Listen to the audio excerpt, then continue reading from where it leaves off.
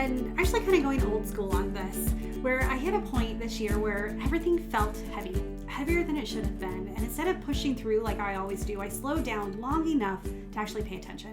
And what I found were 4 lessons that completely changed the way I lead, I rest, and I show up in my life. So in this episode, I'm sharing the first 2. These are the shifts that pulled me out of exhaustion and helped my clients go from overload to clear without changing a single thing about their workload. And if success feels heavier than it should, well, this one's for you. Listen in. If you're listening to this at 5 a.m. because you couldn't sleep, or in your car because you're avoiding another meeting that should have been an email, or a flight in between cities that you can't even remember, this episode is about to explain why everything feels harder than it should be. And I'm not going to tell you to hustle more or harder. I'm not going to tell you to meditate more or find your why. Those are important. And you've heard all of that before. And instead, I'm going to share some brutal truths and ones that I had to learn this year that changed everything about how I operate, how I rest, how I relate to people. And more importantly, how many of my highest performing clients went from exhausted to energized without changing a single thing about their actual workload. If success feels heavy, you're about to understand why. Hi, welcome to A Leader's Purpose podcast. My name is Tami and I'm your host. And today, so we're in the middle of the Resilient Leader series. And I decided to take a pause from that. And not because this isn't about becoming a resilient leader, because these lessons that I've learned actually increased my resiliency, increased the way I relate to people and the sturdiness that I have in what I do. And these are also lessons that I have worked with my clients to learn and to implement. And so I thought it was okay that we took the series on pause for just one episode. And I wanted to share 4 lessons with you that I think are going to change your 2026. And I know this is going to drop on December 1st. And so we still have a month left of 2025. And so many times we discredit, okay, it's December, it's the holidays, we throw in the towel, we say la vie, but December is such an important month. It's time for reflection. It's time for preparation. I get excited about what did I learn? How did I grow this year? And what's next? And so these are the lessons that as I was journaling, as I was looking at what I needed to learn this year, I thought I would share them. I'm also, in a couple weeks, I'm going to do an episode on lessons that my clients learned and some of their biggest wins, because I'm hoping that you get some inspiration from these little changes that they made massive improvements, massive movements forward. And I'll share a little bit of it today, but most of that I'm going to wait until the next episode. Okay. So lesson 1, success doesn't happen in the margins. It happens in the calendar. Nothing new.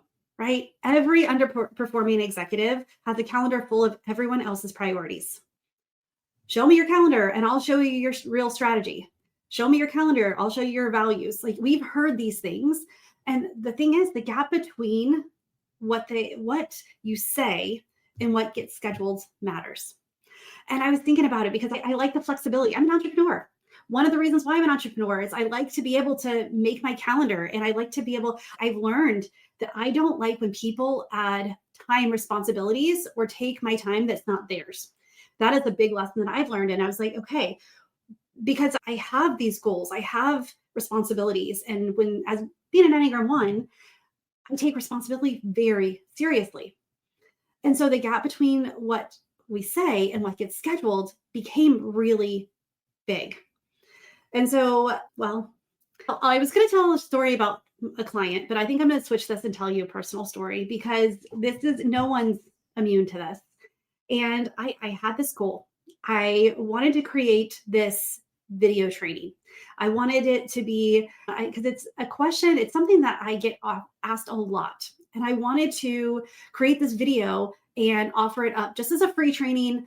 And you just click on it and watch it. And I know that my clients would get a lot from it. I know that people who are in my sphere, and I know that future clients would get a lot from it. And I'll also kind of get to know me a little bit.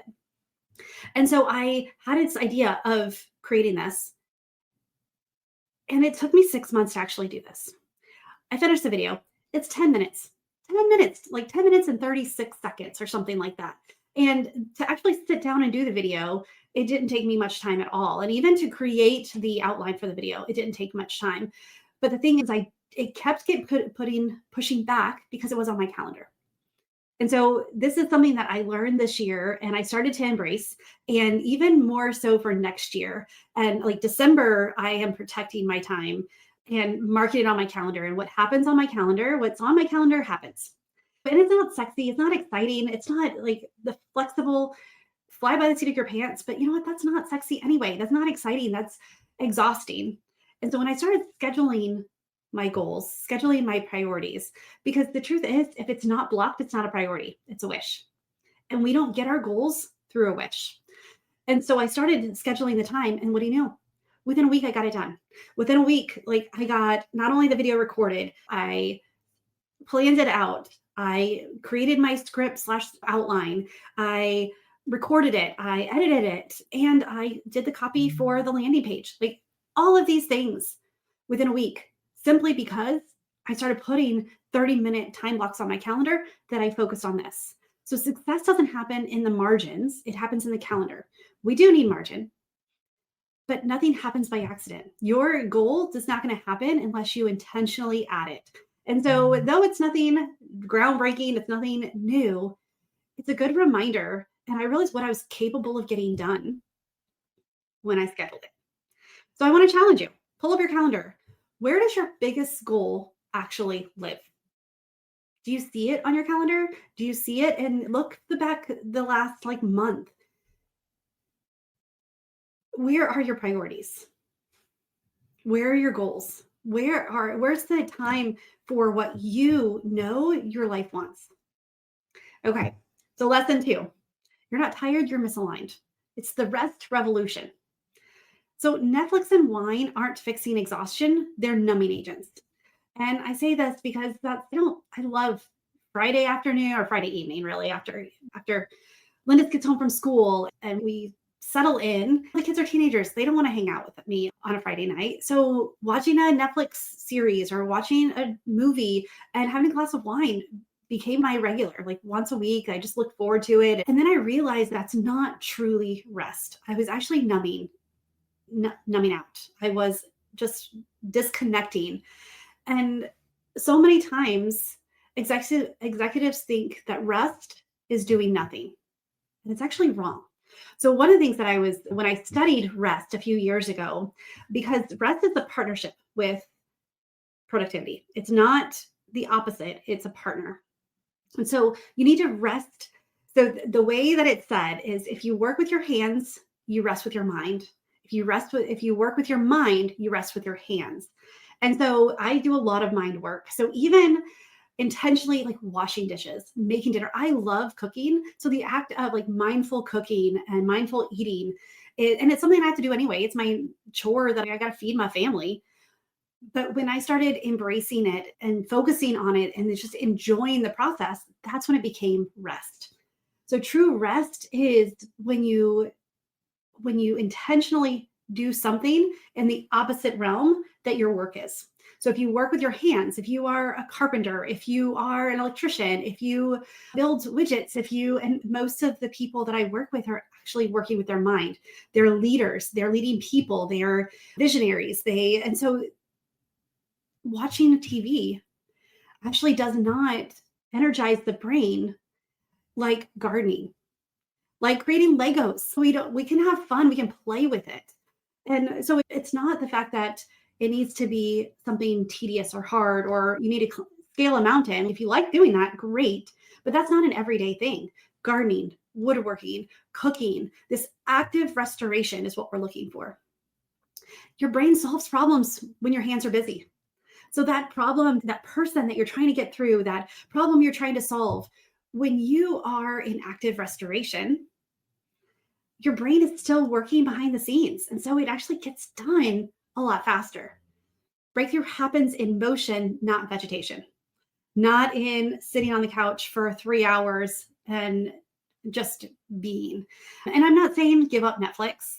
That's something that I am drastically going to change over this next year in 2026, because I've noticed that it's so easy to turn on a movie instead of reading a book. And so my reading has gone down, which also my enjoyment to that has gone down. And so you're not tired, you're misaligned. And like looking at the rest revolution, your brain solves problems when your hands are busy. So get out of your brain, get out of the thinking mode, and just the act of washing dishes, of chopping food, of gardening, woodworking. Again, these are simple things. Going on a walk and just allowing without something in your ear, without somebody, you can even take a person with you. I don't want to say, because I really do believe you need to rest with your values, not from them. So if you want to build relationships, rest with the relationships you want to build. Garden together, woodwork together, cook together. This active restoration is what we're looking for. And we want our hands to be busy. So that gives our brain time to rejuvenate. Rest isn't the absence of work, it's the presence of alignment. And when we actually rest and we give our brains that break and give our hands the activation that it needs, that's when we become more aligned. That's when things become clear. How many times are you in the shower and then all of a sudden you have this light bulb idea and you're like, oh my goodness. And luckily now we can be like, hey Siri, and it answered me. You can say, hey Siri, and then you can like just tell it your idea instead of rushing over trying to get your wet pen and write it. So you're not tired, you're misaligned. And it's really about the quality of the rest that you're doing. And so for me personally, looking at, okay, I don't need, before I turn on Netflix, let me read a little. Let me enjoy cooking a little bit more. I enjoy cooking, especially in the fall and winter, because things like slow down, it gets darker earlier. So you're not spending as much time outside. That and it's cold. Excuse me. So cooking, it excites me and I get to do it with my family. My daughter and I will cook together. She's really the baker, but we still will cook together. Every once in a while, my son will come and get involved as well. He is actually a really good cook. He just doesn't like to, which is fine. He's 17, right? He's allowed to. But the thing is, it's about resting with your values, not from them. Allow your breakthrough to happen in the motion. Hey friend, okay, take a breath with me, because those first two lessons alone can change the entire way you move through the end of the year. But we're not done. So in the next episode, part 2, I'm breaking down the other 2 lessons that truly shifted everything. That ones that helped my clients see their patterns, read their data, get clear, and drop leadership costume that they've been carrying around. They're pretty big, and honestly, they may be exactly what you need right now. So if you're listening to this and you realize that you're ready for clarity, real clarity, not the kind you borrow from other people, let's talk.